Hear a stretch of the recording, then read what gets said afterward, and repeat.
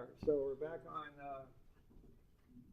413, and we've made this thing into a free body diagram. When we don't get distracted, we just look at the pin joint and draw two forces on it, and then we look at the roller and we draw a force perpendicular to the ramp. The 70 is 90 minus 20.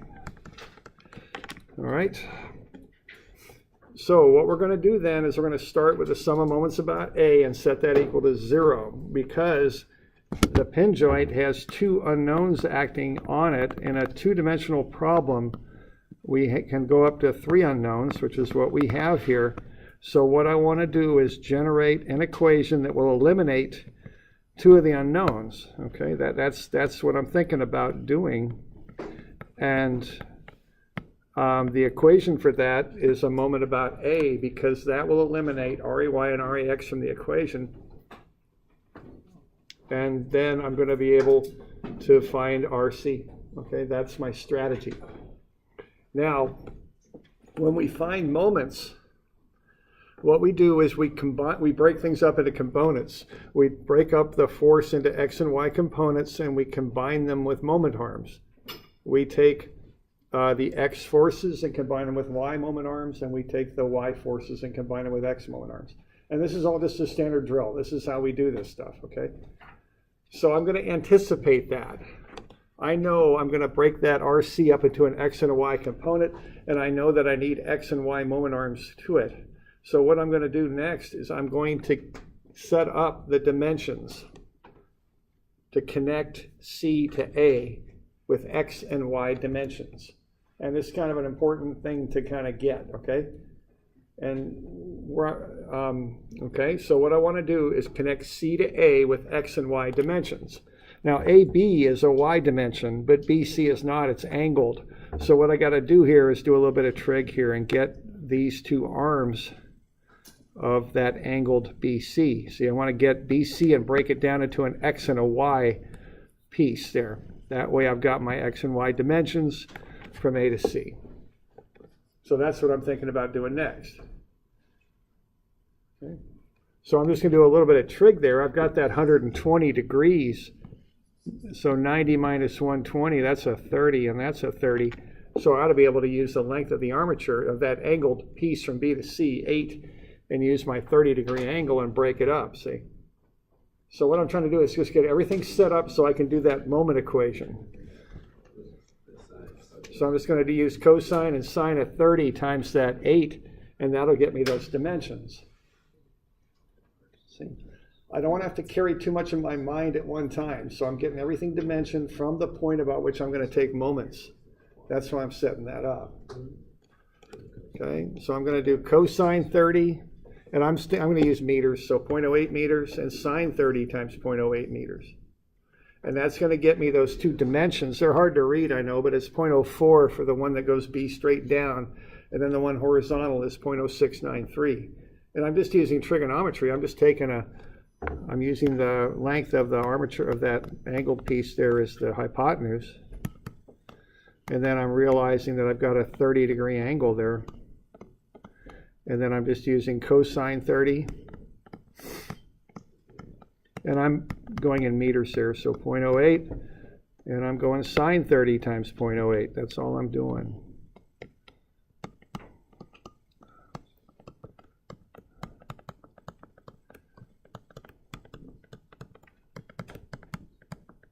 Like so. That's all I'm doing.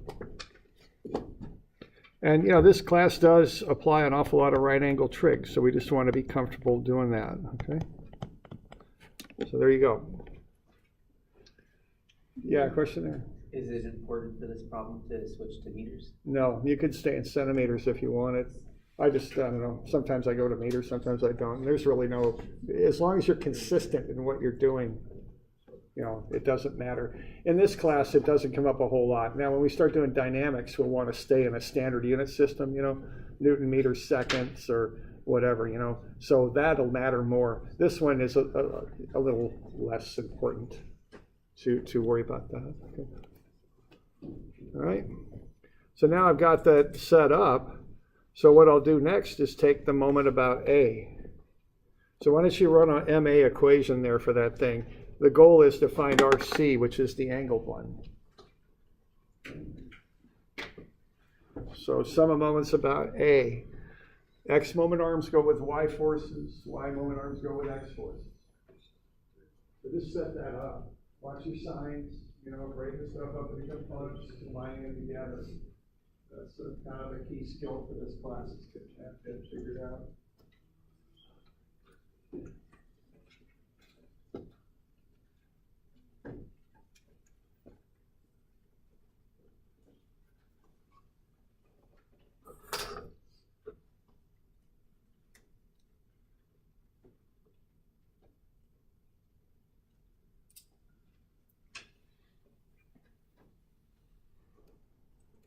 So probably something on the order of 3 terms there.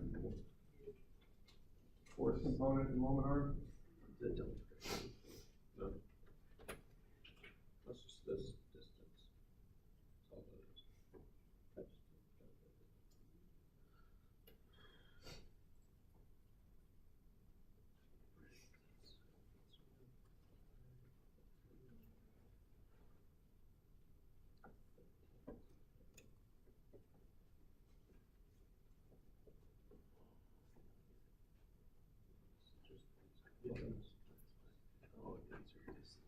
Yeah, these are distances. Yeah.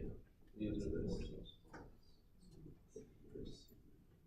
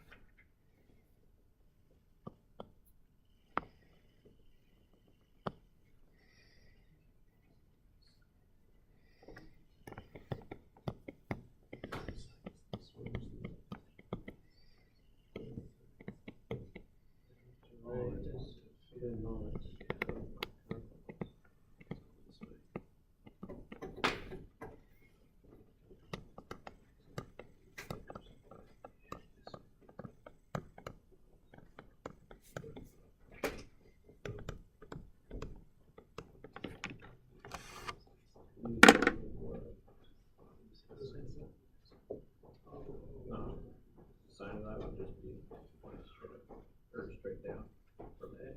So it's like A. Are you okay with that? Means the same thing. I think my signs are okay. Plus the Okay. X forces, Y moment arms. Y forces, X moment arms. And I don't worry about that Y component of the 48 because it's going right through AB. It's directed right through A. Don't care about that one.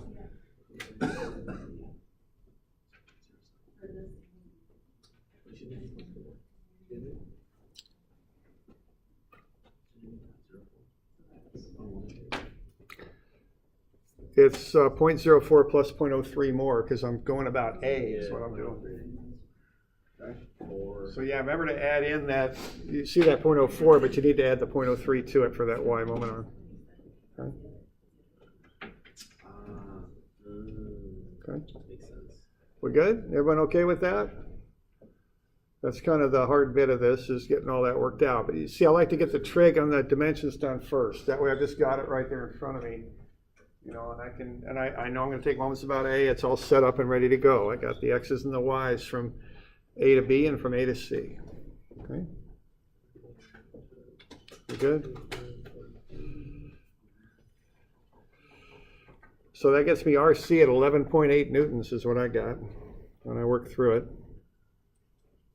And of course that's upright. That's 70-degree angle on that. And then it's just, now once you've done one of those, I can get the other two with force equations. And I like to do force equations because they're simpler than moment equations. I don't have the moment arms, the sign's a lot easier. So once I get the one moment equation, solve it out, if possible, I want to do two force equations after that. They're just easier to work with, that's all. Okay. We're good with that? Do a couple of force equations. Sum of fx, rex minus cosine 43 times 48 newtons plus cosine 70 times 11.8 newtons. There we go.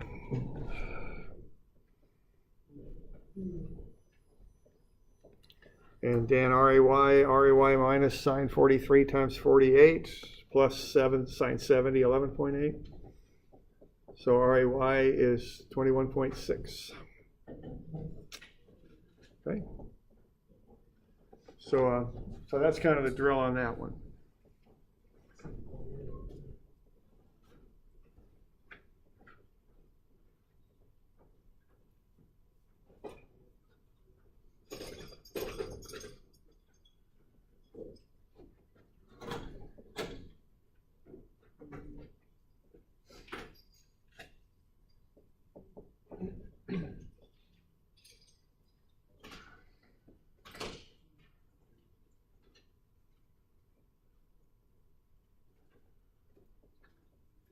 Okay, we doing all right with that? We got any questions?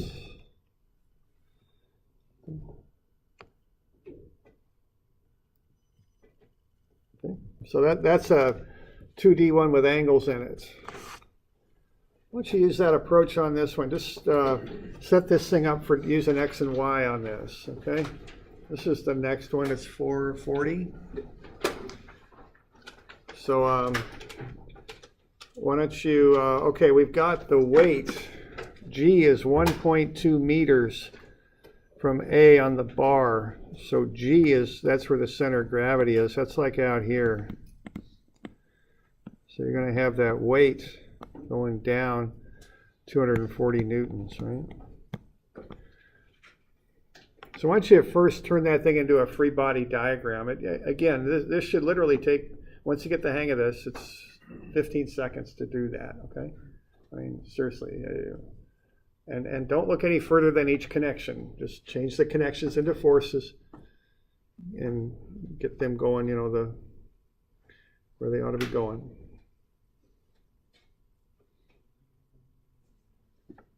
Okay.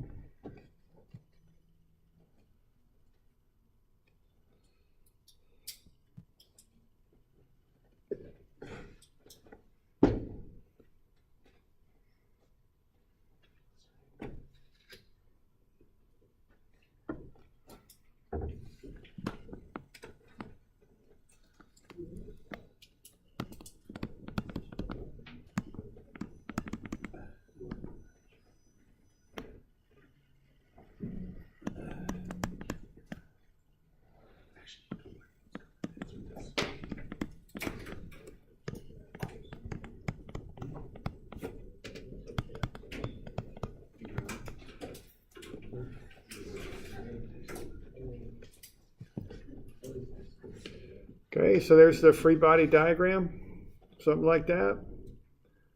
Two forces at A, X and Y, that tension at B. I just called it TB because it's a tension, and you could call it RB.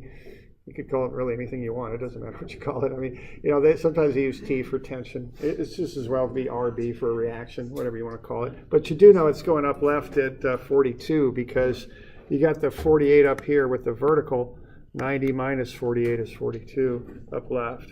And then you got the weight down at the center of gravity. Okay. We good with that? Now find those dimensions. See, I'm looking ahead on that. I'm saying, okay, I got the 240, that's a Y, I need an X moment arm. And I've got that tension B, I need X and Y moment arms for that, because that TB is angled. It's got an X and a Y component. So the Y component's going to need an X moment arm, and the X component's going to need a Y moment arm. So get those dimensions figured out there. Just a bit of trig. It's all a lot of trig in this class, okay? Wouldn't it be easier to rotate our X? Mm-hmm. Yeah. Yeah, well, I just want to get this idea first. Then we'll get that.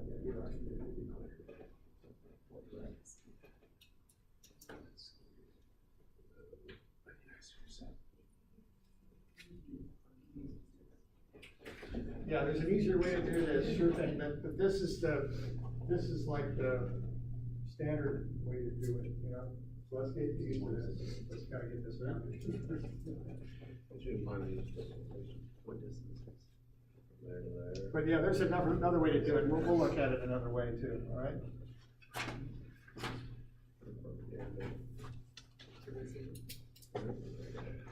But this is kind of the standard way to approach it. Now, sometimes we know better ways to do it, so we do it other ways, but let's just get this standard approach kind of figured out with the trigonometry. Now, some of you are talking about using angled axes. You can do that for sure. The angles get a little tricky though. That's the price you pay for inclining your axes, is you got to work through the angles. But this method, it's a little bit more straight up in that regard.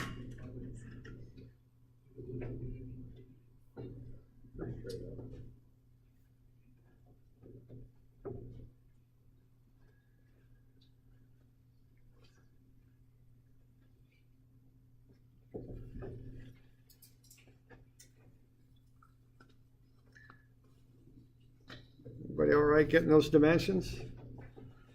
Just angled stuff is the hypotenuse of the triangle, and then sine and cosine. That's basically what you're doing. Just be sure you get the right length in there, you know.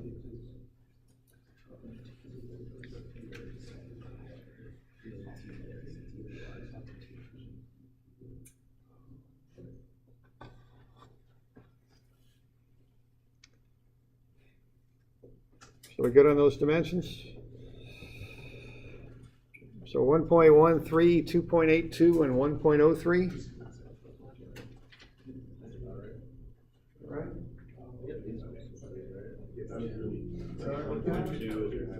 And then it's just combining the x's and the y's, y forces, x molar, x forces, y molar. So you combine them together to get moments. Watch your signs a bit. Right? Yeah, that's it. Then you have another one. Okay.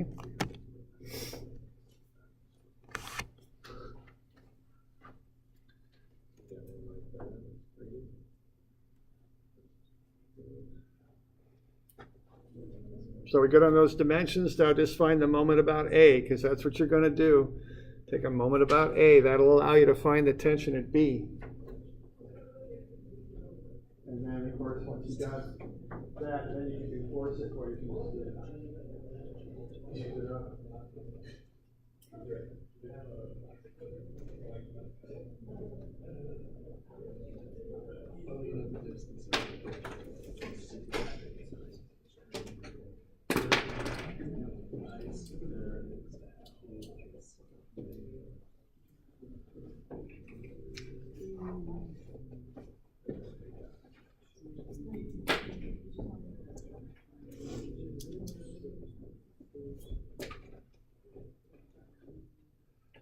Okay, so set up a moment equation about A.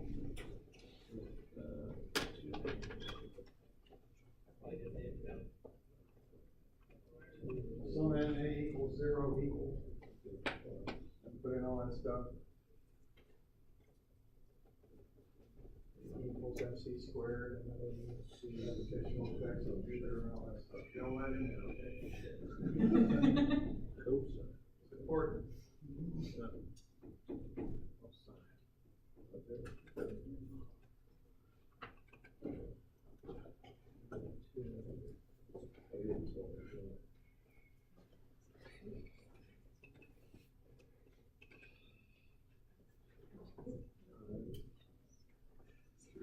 So we doing all right on that? Moment about A?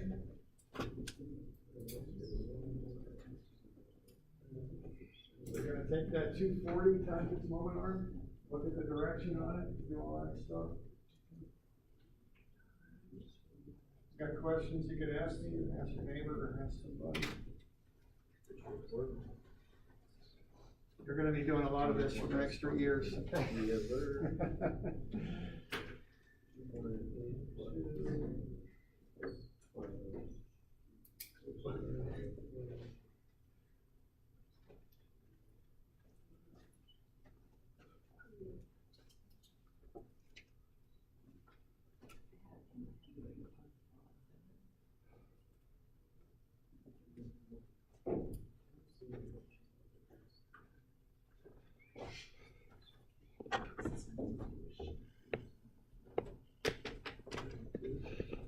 Sum of MA equals 0 equals 240 newtons times 1.13 meters.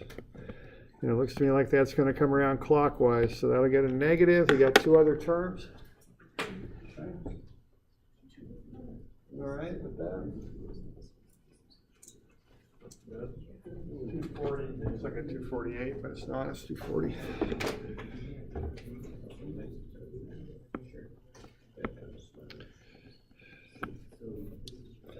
So that's 240 there.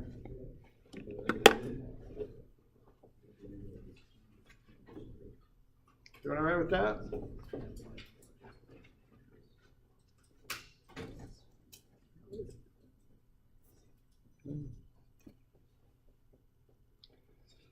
So plus sine 42 TB times 2.82 and plus cosine 42 TB times 1.03. Okay with that? So that tension is 102 newtons.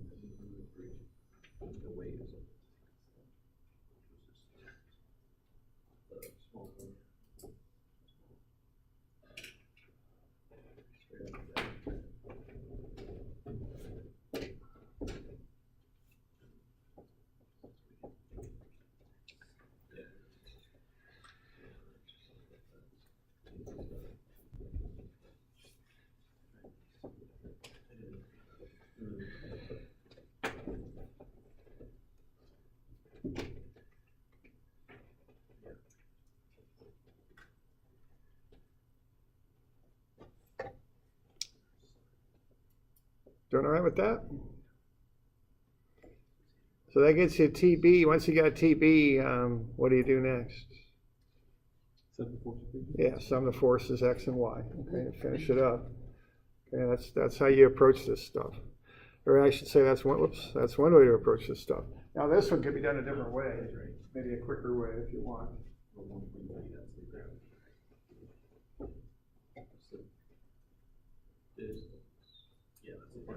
Yeah, that's the graph. Okay.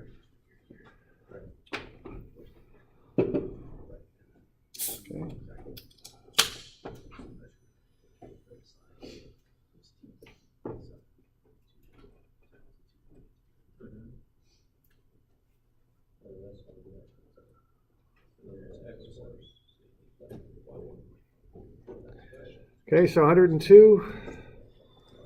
Then the force equations. RAX is 76. RAY is 172. The force on pin A, I don't know. It kind of depends on how the connection's made to pin A, so we'll kind of put that in quotes. But the basic idea there is you're going to take the X and Y components, square them, add them up, take a square root. That should get you the total force at A, 188. Okay.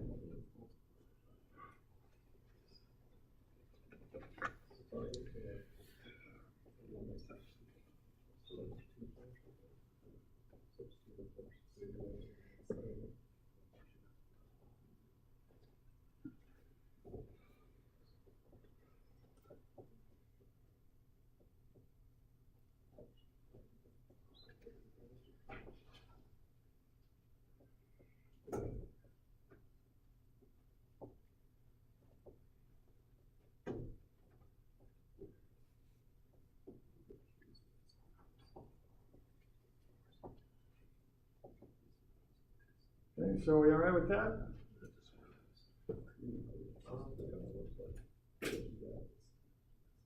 Okay.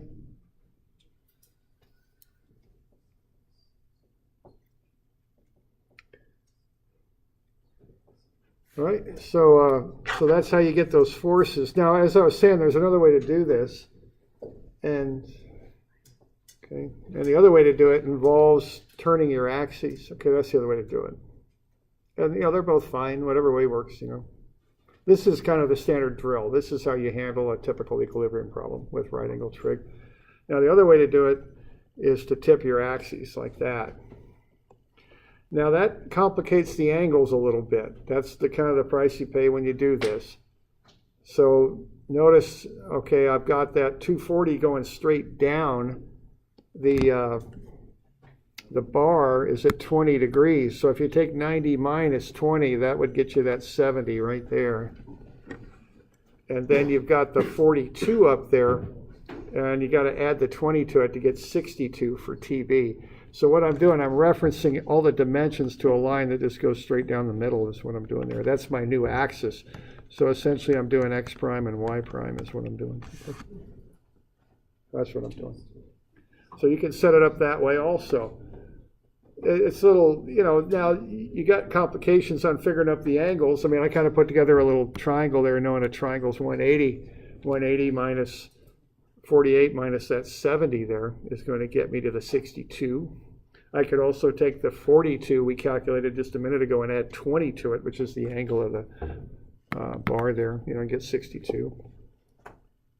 But you do want to figure this angle up. Now, once I've got this, so I can knock through it pretty quick because the moment equation is simpler. It's only going to have 2 components instead of 3. So the dimensioning is a lot simpler, actually. But the angle's a little bit more complicated when you do it this way. That's all. Okay. So you're going to get sum of MA will be minus sine 70. That's this angle times the 240. Moment arm's 1.2 right there. And then plus sine 62, that's this one, times the unknown TB times 3 meters. Okay. And it'll get you to the same answer, of course, that we had before. It's 102, regardless of how you do it, you'll get the same answer, right? Okay.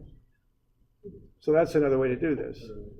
And inclining your axes in some cases is is a very handy thing to do.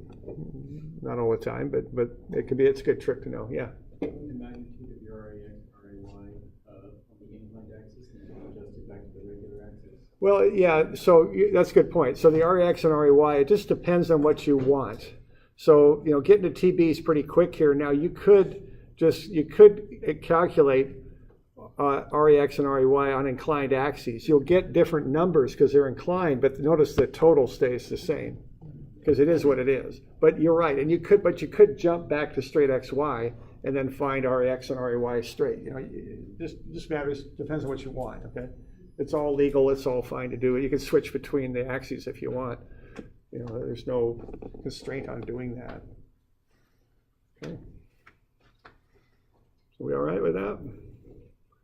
Okay. So that's just a good trick to know sometimes. If you got something at an angle, it's handy sometimes just to tip your axes. Typically what happens then is your angular calculations get a little bit more involved. But the moment equations get simpler. That's usually how it goes. Okay. Yeah, question. Do you find it easier to just, if you're going to change your axis, to redraw your picture with everything? I don't. That always, for me personally, redrawing the whole picture on a flat axis. I've seen people do that. It confuses me. I personally, I don't like it, but maybe you do. So it's all fine. Well, I was thinking just like relabeling all the angles would be kind of challenging. Yeah, so I just kind of turn my head or turn my paper is how I do it. It seems to work better for me, but whatever works is all good. Okay. All right. All right with that. Okay.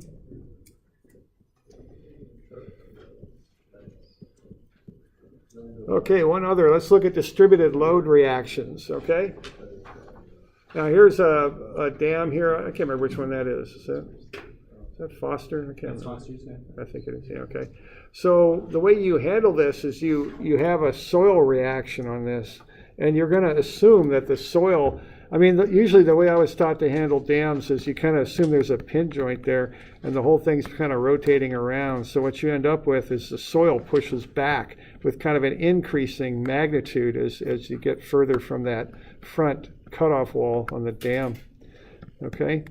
So you end up with kind of an unknown distributed load for that soil. That's normally how you handle that. And then what you do, you solve for the dimensions on that unknown distributed load. You look at the worst one you've got, you take some soil samples and see if the soil can handle that. That's kind of the standard drill on that, I think. So let's look at how to handle an unknown distributed load. And let's do it with a boat here. And I've got a fair amount of this filled in for you because there's a little bit of algebra on this one. But let's find the reactions of the water on the boat. Assume the reaction load diagram is shaped as shown. And that's an assumption, right? I talk about this sometimes. When I'm doing stuff out there working, I assume stuff. And I go and then I just throw a safety factor on it. It probably isn't a perfect assumption what I've assumed there, but it's probably close. And then I just kick up my answer by 1.5 or 2 and, design it and go with it. That's kind of how you do that sometimes, okay?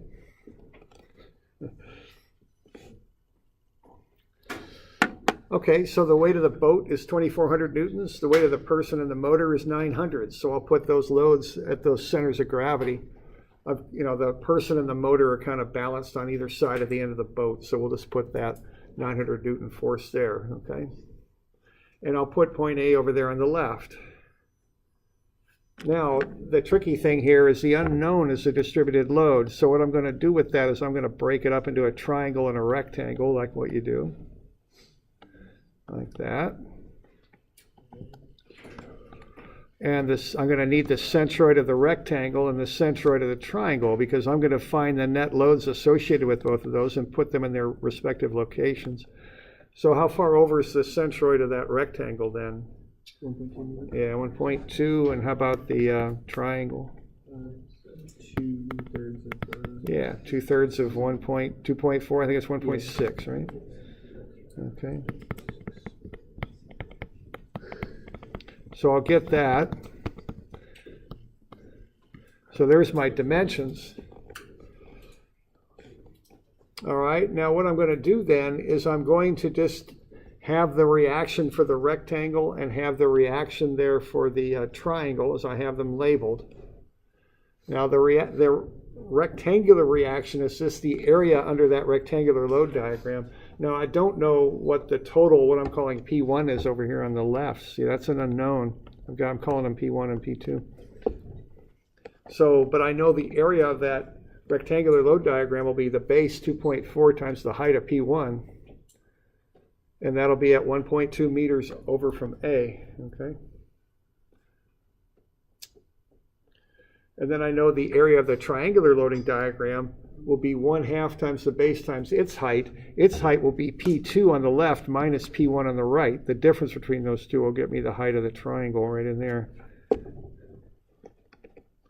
And I just take 1/2 of 2.4, that's 1.2, and I factor that through the P2 minus P1. Okay. Y'all okay with that, what I'm doing there? I just have to do a little bit more algebraic kind of stuff here because I don't know the magnitudes of those two sides yet. They're not numbers, they're variables. So I got P1 on the left, P2 on the right.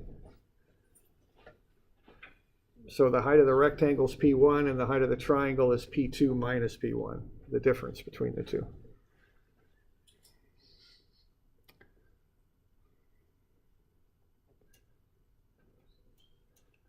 All right, and then I just do a sum of Fy and a sum of moment about A, and I'm going to get two equations and two unknowns. There's no way around it on this one because I've got two unknowns to start with, P1 and 2. I mean, I'm kind of stuck with that. So I'm going to have to do two equations and two unknowns. So I'll do a sum of Fy equal to 0. And what I'm going to have there is just the two areas up. So that'll be what, 2.4 P1 plus 1.2 P2 minus 1.2 P1. So that's all those upward loads from the rectangular distributed load and the triangular distributed load. And then I'll take away the weights that I've got, the weight of the boat and the weight of the person and the motor. So there's my sum of Fy equation.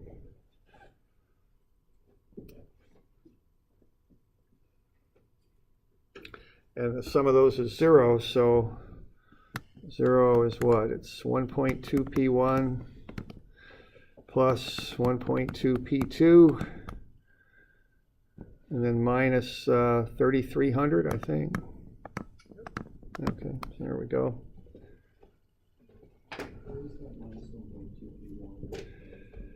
I've got 2.4 P1 minus 1.2 P1. I've got P1 in 2 locations, so I'm just subtracting the coefficients here to get to the 1.2. No, I know that. I'm asking where the minus in the top equation. Oh, in the top? Oh, okay, what I'm doing here, the top equation, it's coming from there.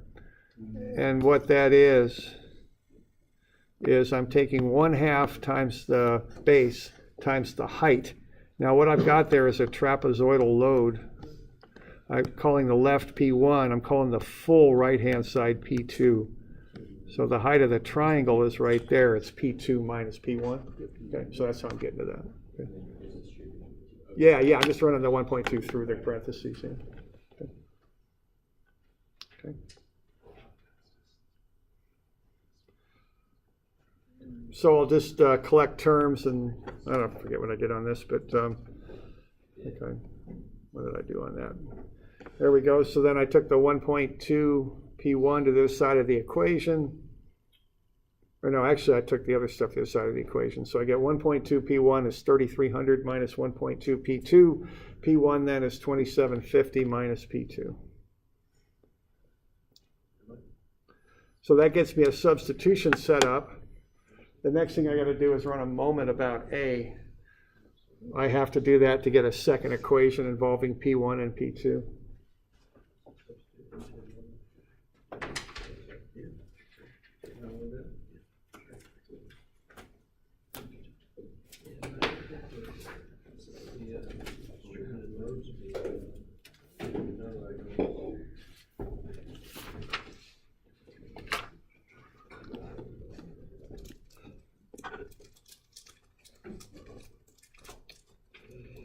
All right, so sum a moment about A equation. I'm going to sum moments about A, so I'm going to have that rectangular load. So what is that? That's 2.4 P1 times 1.2, and then I'll have the triangular load, the 1.2 P2 minus 1.2 P1 times 1.6. Okay. And then also I'll have the weight of the boat and the weight of the person in the motor. Okay. And there's a lot of algebra on this, so you just fill in that top line. I just did the rest of the algebra there below for you, okay? So what I did, I solved both equations for P1 and then equated the things that P1 equals in each case together, and that allowed me to solve for P2, 2,500, plug it back into P1, and I get what P1 is. It's 250.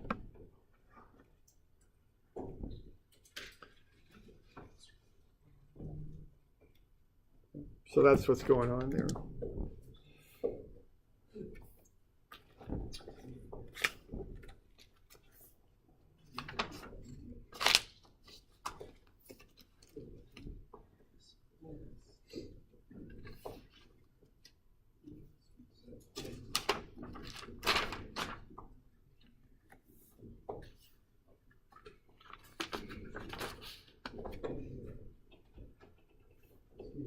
Yeah. Yeah, because you got two unknowns, P1 and P2. You have two equations with the sum of FY and the equation for the triangle. The triangle equation is just finding the amount. We're not equating it to anything. So yeah, we need two equations. All right. So we okay with that? Okay. I'm going to give you a bunch of this homework. I'll give you, this will be due Monday, but we need to learn this stuff, and we'll do some other stuff with this. So I probably won't assign a whole lot tomorrow. But I'll just give you everything that will be due on Monday. Let's say 271, 272. Those are good ones. 274, 5, and 6. I think these will take you a little bit of time.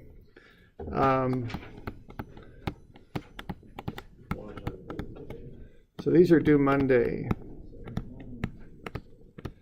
Okay, most of them are written up for you. Not all of them, but most of them are. All except 272 are all written up, ready to go. So these will be due Monday, Thursday, Friday. I think it's the 5th, I think. I'm not sure, but I think it is. Yes. Okay. We'll look at more of this stuff tomorrow just to help clarify some of it for you.